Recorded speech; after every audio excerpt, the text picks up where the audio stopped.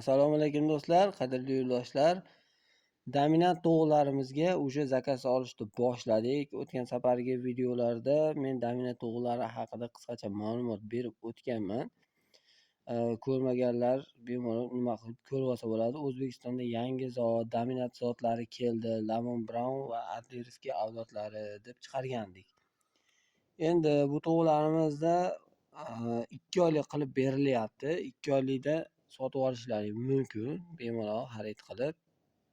Bu dominant zotlari shu Lamon Brown bilan Adlerskiyni zotlari hisoblanadi.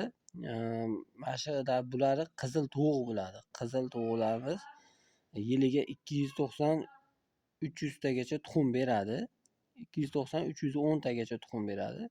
Tuxumini og'irligi 60-62 gram bo'ladi. Endi uy sharoitiga ham, firma sharoitiga ham moslashishi oson. To'g'rilar bu hozir qizillar haqida ma'lumot beryapman. To'g'rilar 2,5-3 kilogramgacha, xo'rozlari 3-3,5 kilogacha bo'ladi.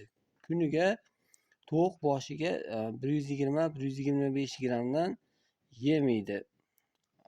Bu yemiydi, shu yemni hisobiga tuxum beradi. Endi bu yemlarni ham speskorumini bersalaring yaxshi bo'ladi. Agar speskorum bermasalaring tuxum olish foizi juda ham past bo'ladi.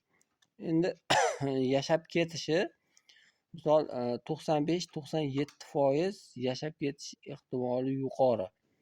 Bu degani nimaga tez moslashadi? Uy sharoitida boquvchilarga uy sharoitiga tez moslashib ketadi bu to'g'rilarimiz.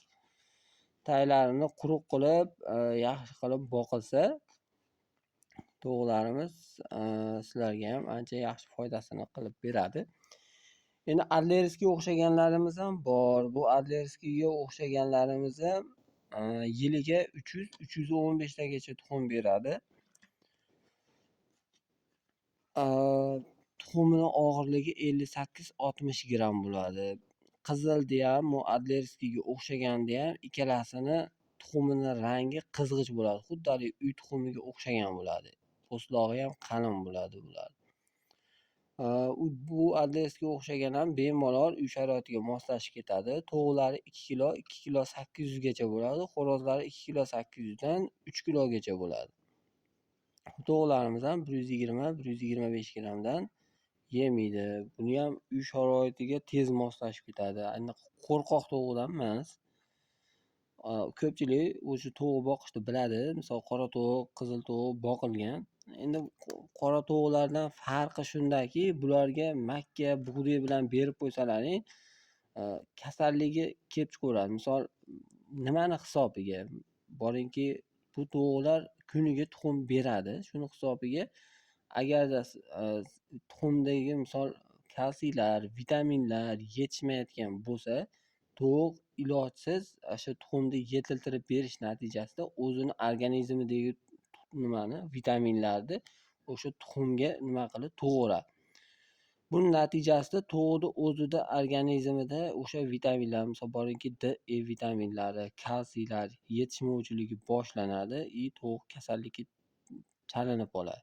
Speskorumlari ham o'ylaganlaringdan o'ta yuqori narxda emas, bemalol boqsalaring tuxumi bilan o'zi qoplaydigan, itlarga ham foyda chiqarib beradigan narxda. Rahmat hammaga, sog' salomat bo'linglar. Kanalga podpiska bosishni unutmanglar. Laykni bosinglar. Bilmaganlarga ma'lumotlar yetib borsin. Rahmat.